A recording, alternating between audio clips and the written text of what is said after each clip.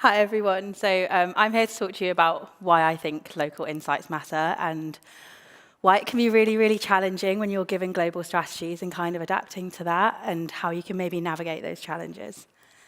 So a bit about me to start. So I'm the market research manager at Chiesi UK. We are a pharmaceutical company, and I've been working in healthcare market research for about 6 years, both agency and client side. And I think, the world changed from 2019, where I started. We were all face-to-face, all in the office. It was great. And then we went completely virtual. And now we're seeing hybrid and back to face-to-face again.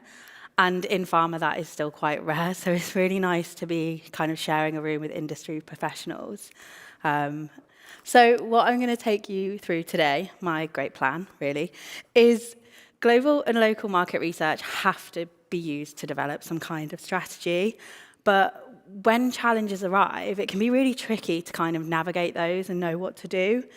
But my kind of pitch here is market research should always be rooted in a real deep understanding, but it should also be adaptable, and embracing that adaptability is absolutely key.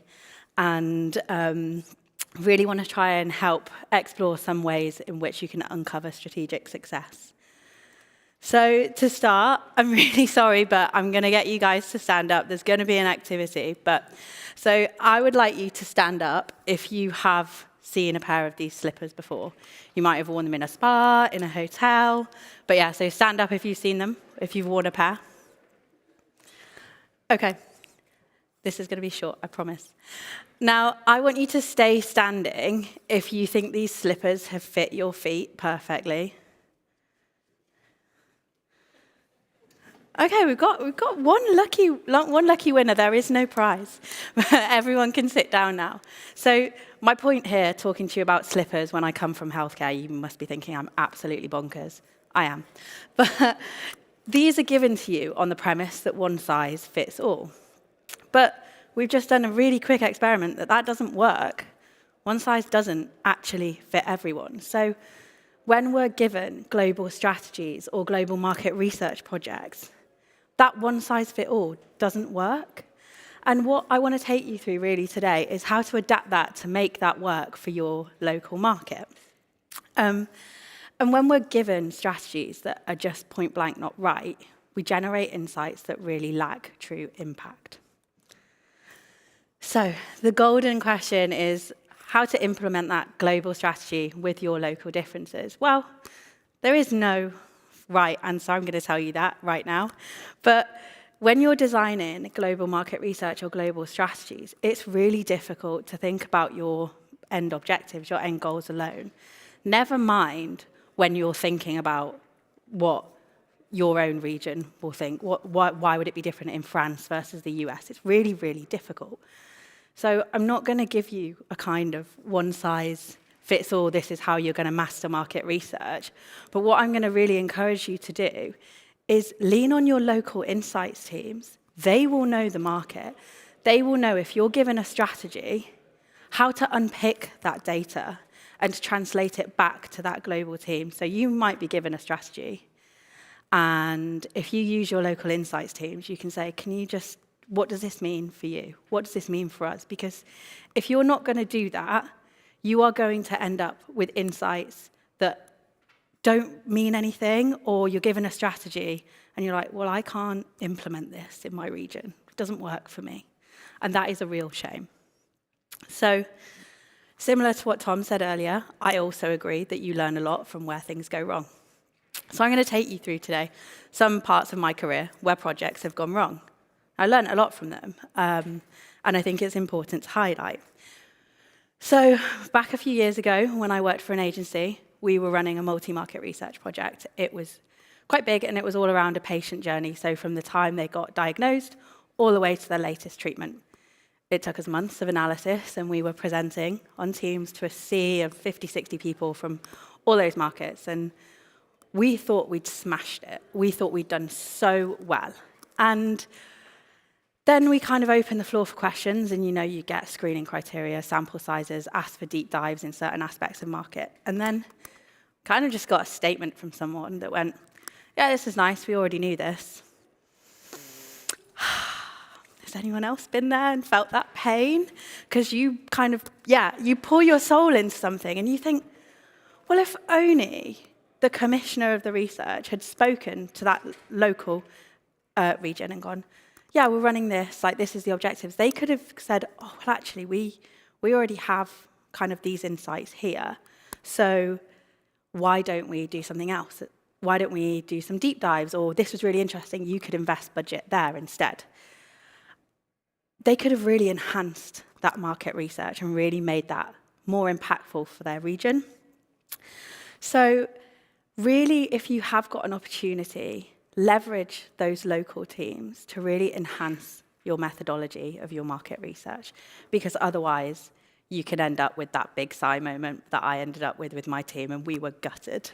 So it's really to kind of unlock that maximum value. You can't do it yourself. You have to lean with others and collaborate and learn together.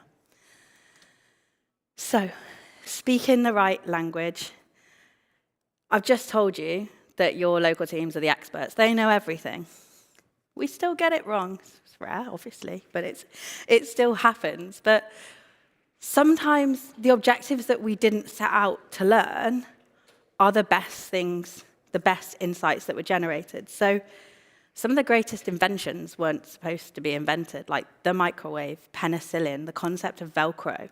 No one went out saying, I want to learn to make something that sticks clothing together. That's not how it happened. It was an accident. So I'm going to take you through another more recent project where we had some surprising insights. And this project was all around rare disease patients and understanding their experiences. That was it. The methodology was face-to-face research, which is quite rare in pharma in the UK at the minute. It's coming back, but we thought we had hit the nail on the head. We used our local teams, really made guides and designed it with those patients in mind, really trying to understand what it was like for them. And when it came to the presentation with the agency, we were kind of going through, yeah, great, cool, that works, that maybe we weren't expecting that. And then it was only when we were looking through the patient quotes that we realized the patients were using an entirely different set of language descriptors than us. So we then ran a full lexicon analysis, and we thought we'd put the local lens on the research. We thought we'd done everything we could. But then we actually realized that everything we'd been using in our marketing materials, how we were educating physicians, things like that, we'd used different language that wasn't resonating with the patients. So no wonder we knew there was a disconnect. We just never knew why. And this is now something we shared with our kind of wider global Chiesi, and it's informed their strategy. But actually, another region has taken on the same methodology of the region, adapted it to suit what their needs are, put their own lens on it, perhaps you could say, and they're going to do it with patients there, and we're going to look at how that might differ between the UK and their region. So it's just to say, when you're setting objectives, try not to be blinkered by those insights. Really try and keep your mind open. And even at that readout stage, just have a look for new trends in the data, because there is something sometimes that could surprise you. And I'm going to carry on language and the beauty of idioms and idiosyncrasies. So everyone in this room, I hope, speaks English. If you don't speak English, you can go if you want, or you can carry on listening to me. It's up to you. But whilst school and universities teach us to excel in languages, they might teach us different tenses, different things. Sometimes they miss specific idioms, specific phrases along the way. And that can be challenging, particularly when global organizations kind of rely on English as a whole as their language for communication. Sometimes things are misinterpreted, sometimes tonality can be different, but actually, I'll hold my hand up and say, as Brits, hold a real problem. It's to do with our extensive use of sarcasm. Things like this: beyond excited to announce that I'm giving up. I'm so grateful for this opportunity and can't wait to see where it takes me. Now, funny, but someone else could read that and think it was serious. So again, I'm going to take you through another example of where something went wrong. Back in agency days, all around COVID-19, and we were doing some desk research, which is a really powerful methodology. And I know I've taken you through some primary market research and where that might have gone wrong. I'm going to take you through why desk research goes wrong. And what happened was we were doing attitudes towards vaccine uptake in different regions. And obviously at the time there was a lot of misinformation, disinformation going around. And that wasn't just in the UK, but that was where our project was. And we kind of were doing sentiment analysis. We got the data back and it was like 70% positive. And me and my colleagues were like, that really doesn't feel right, considering what we'd been seeing online in the news from our own kind of social medias. And what we did is we asked for the raw data. We went, hang on a minute, can we just take a step back before we say it's 70% positive in the Northwest? And what it was people were using online forums, using social media to say things like, can't wait to get the vaccine for the government to track me, or can't wait to get the vaccine and turn green. They were genuine things. And like, what had happened was the software we were using hadn't picked that up.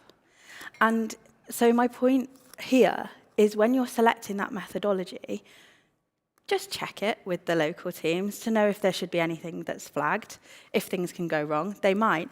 And all that happened is it meant that 70% positive dropped to about 40, 50. That's not insignificant. So before you're making sweeping assumptions for a region, really try and check that the data feels right. And if the data doesn't feel right, just ask your teams, go and look at it. Really, really start thinking about why this might not be quite right. Secondary research is very, very powerful, but you need to make sure that you have the tools, which are your teams and your gut feelings, to make sure that you're doing it as best as you can. So, the art of influencing strategy. I'm calling it an art because I think it's an absolute skill. I have not perfected it. If anyone in this room has, please come find me. But what I think is strategy is developed by insights, and market research feeds into insights. You have other sources as well. This isn't just about market research. And running multi-market research or insights is really, really challenging, especially when you take the time to try and factor in the local lens on those regions. But you have, hopefully, local insights teams or someone on the ground there, so use them whilst they're there. And if you're here from a local team and you're like, this would be great, but it just doesn't exist, that just means there's no framework there yet, and you've got the opportunity now to start designing that framework for yourself.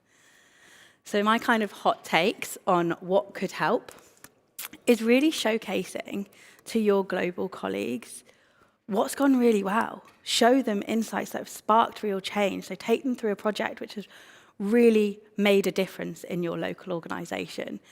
And really, if you're given a strategy or a project that isn't going to work in your market, tell them. So challenge that status quo. Just because they want to run a quant project or another specific methodology, if that's not going to work based on your experience, tell them. But what I would say is, particularly in global organizations where there might be language barriers or time differences, things like that, the way in which you communicate to people is really, really important. So a Teams, a Slack, an email, the tonality can be kind of misconstrued. It can be interpreted differently. So I would really implore you, if you can, to pick up the phone, have a video call. If you know they're near somewhere in your office, go and find them and have that conversation to challenge them, because you are the expert. And really kind of harness that power that you've got as the expert and, assumed authority, take it and say, no, this isn't going to work here, or actually, we've run focus groups in this market before and it didn't go well, so an IDI would be better. It's really your opportunity to show that you are the expert and the knowledge. And if that doesn't work, please tell them that if you're not going to consider the local lens, it is a bit like setting fire to money, because you will get those insights that don't generate anything specific. And you'll have wasted people's time, you will have wasted investment, and That matters when budgets are tight, and it really is impactful. I've kind of used this, and it does work. If you tell people that it's going to be a waste of budget, there is suddenly turn on. So I can't start my talk with one size does not fit all and then give you a one size fits all framework of how to influence strategy. No, that's not what I'm going to do. I think that's wrong. But what I can tell you is some things that have worked for me. And like I said, if you're sat there and you haven't really got a strategy, that's great. You've got time to write your own. So a few things. Time. So time is an absolute terrific asset to have. So if you can really start early on getting those local and global teams involved, think of enhancing the market research. What might work for one region may not necessarily work for another. And really, that can help any snagging issues early on if those kind of red flags have been raised and adjusted early on. The second is collaboration. So I spoke a lot about local teams and global teams. Start harnessing those relationships. Introduce yourself. In big organizations, it's really, really difficult. But if you start to know someone and lean on them for their expertise, they will start leaning on you for yours. It takes time. An insight sharing culture is something I think everyone strives to achieve, but culture change is really, really difficult. But I would really implore you to try and take it on. And then communicate. We're all here in this room because we have something to communicate. We like communicating. So don't feel in your daily role that you're not an expert. You are. So really, when you're communicating with people, explain how your thoughts could elevate the research. Or actually, we had this insight. Why don't you use this? Share what you already know. And it will take time to really start that communication, but that will mean if you're running a market research project and the fieldwork is really slow in one region and you're thinking, why? Well, actually, we know for pharmaceuticals in Italy, it's really quiet in the summer because a lot of people are on holiday. And maybe that's something someone at Global wouldn't know if they were new to their role. So really, you know so much about your local market. So really empower that. And I think I've said this a lot, share. Share your insights, share your previous projects, but actually during a project at the end, let them know what's been helpful and what's not been helpful. Like, yeah, that insight that you had, we didn't really use, but that one, we've actually redeveloped our marketing communication tools because of that. And that will then start really building on that insight sharing culture that is hard to achieve. So I'm going to round off now with things that I want you to remember for today. Most of all, the slippers. One size does not fit all. I have tripped so many times because of these. I've got very small feet. But it works in local to global and global to local. So really try and empower your local insights team to challenge the status quo, but let them realize that they're experts in that area. And finally, insights underpin strategy. So collaboration is absolutely key into building those strategies that drive change. Thank you.